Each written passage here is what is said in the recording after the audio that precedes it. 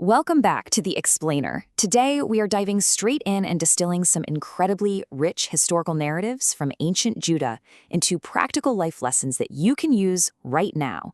We're drawing directly from the September-October 2026 Life and Ministry Meeting Workbook, looking specifically at the book of Jeremiah, chapters 32 through 48. These texts are just packed with ancient wisdom, and honestly, it is surprisingly relevant to the complexities we all face in our modern lives. Okay, let's dive into this. We're going to be looking upward, inward, and outward through four main pillars today. Number 1, reflecting on Jehovah's qualities.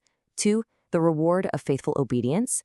3, having the courage to support others. And 4, maintaining neutrality and hope. All right, kicking things off with section 1, reflecting on Jehovah's qualities. To truly grasp the magnitude of the divine power described in Jeremiah, we really need to shift our focus upward for a second. Just think about this mind-boggling scale. On one hand, we have our sun, burning at a staggering 27 million degrees Fahrenheit at its core.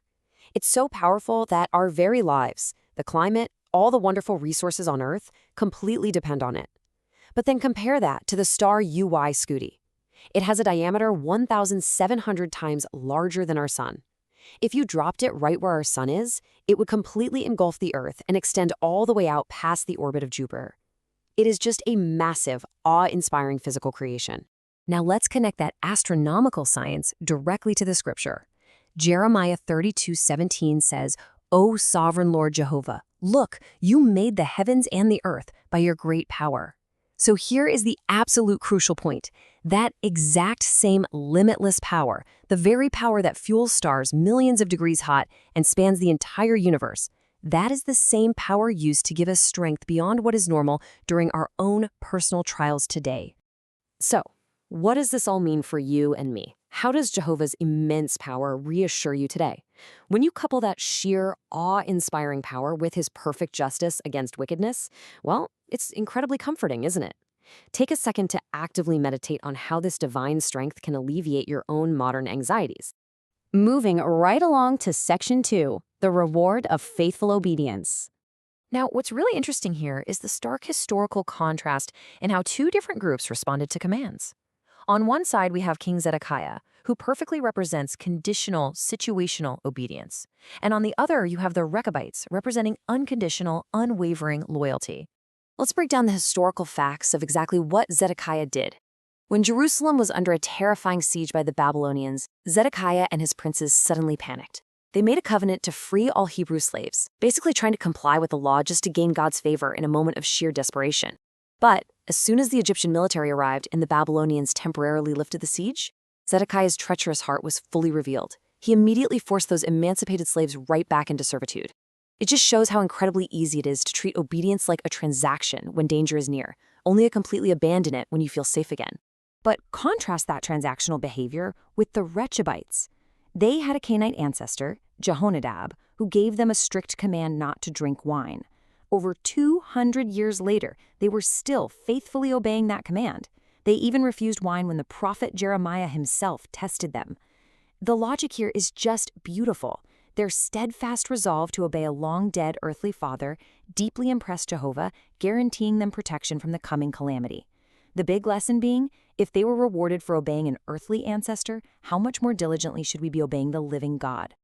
It really makes you look inward, doesn't it? Ask yourself, am I resolved to obey Jehovah even if at times I feel like I could avoid the consequences of disobedience?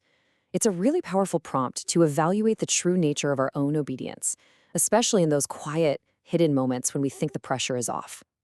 That brings us to section 3, courage to support others. Because our faith isn't just an internal thing. It eventually has to translate into outward action. Consider this high-stakes story. Jeremiah is falsely charged with sedition by angry princes. He's thrown into a miry, muddy cistern, literally left there to die of starvation. But look at what happens next. An Ethiopian court official named Ebed-Melech boldly steps up and appeals directly to King Zedekiah on Jeremiah's behalf. This was incredibly dangerous, given the political climate. But his courage pays off. The king sends 30 men to rescue the prophet from the mud. And the result? Jehovah promises Ebed-Melech that he won't perish during the Babylonian siege. It is a thrilling ancient example of how godly courage and speaking up for others is deeply rewarded. So how do we bridge this ancient history to our modern application? Well, we can follow these practical steps for supporting spiritual sisters and brothers today. Step 1. Identify those in need. This could be widows, divorced individuals, or pioneer sisters who might be facing unique challenges. Step 2. Actively speak up as an advocate for them. Just as Jesus famously defended Mary when she was misunderstood and criticized, we need to be a voice for others. And step 3, commend their good efforts. Sometimes simply highlighting what someone is doing well is more than enough to stop negative talk in its tracks within the congregation. Mentally scan your own life and your own congregation right now. Whom might you need to speak up for? Who needs an Ebed Melech in their corner? Being a courageous advocate is a profound, tangible way to apply these texts today. And finally, we hit section 4, maintaining neutrality and hope. So how do we navigate a highly polarized world while keeping our inner joy completely intact? Let's look at the intense political division in Judah around 609 BCE. You had two heavily polarized factions. Faction 1 favored submission to the massive Babylonian Empire.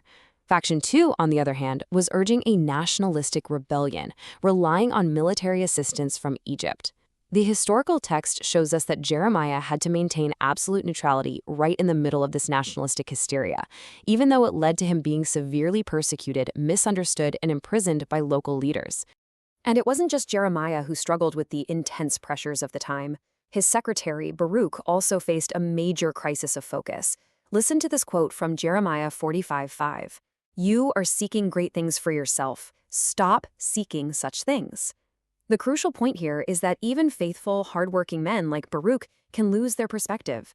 They can easily become distracted by discontentment, desires for prominence, or materialism when times get really tough. The workbook outlines what we might call the secret of contentment to counteract this kind of spiritual drift. Strengthening our hope involves recognizing that current trials, whether that's illness, financial struggles, or injustices, they are only momentary. It means actively avoiding the trap of working endlessly for material things we don't actually need. We should treat any privileges or talents we have as expressions of God's undeserved kindness, not something we've simply earned. And most importantly, we need to vividly visualize the future paradise to cure present anxiety and bitterness. Replacing selfish desires with a strong spiritual hope acts as an absolute anchor for our contentment. We have covered some incredible ground today, from the mind-bending astronomical power of the universe to the muddy depths of an ancient cistern. So how will you allow these ancient lessons to transform your actions today? Will you be a courageous advocate like Ebed Melech, or show the unwavering loyalty of the Rechabites? The history may be ancient, but the choice is entirely yours right now. Thank you so much for joining me on this explainer.